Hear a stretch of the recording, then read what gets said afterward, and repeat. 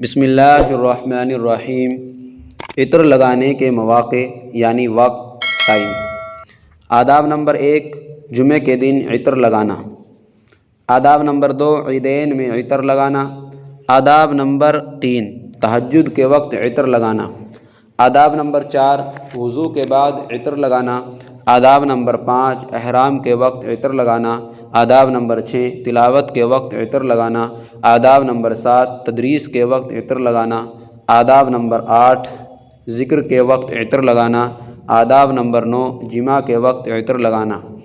آداب نمبر 10، مجامع اور مجالس کے موقعوں پر عطر لگانا۔ آداب نمبر 11، روایت حدیث کے وقت عطر لگانا۔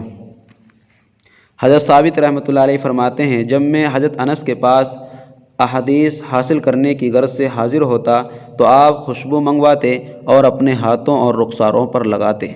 آداب نمبر 12، حیض و نفاس سے پاک ہونے کے بعد عطر لگانا۔ حضرت ام عطیہ رضی اللہ تعالیٰ عنہ فرماتی ہیں، جب ہم حیض سے پاک ہوتی تو اس وقت تھوڑی سی قسط ہندی کو استعمال کرنے کی اجازت دی جاتی۔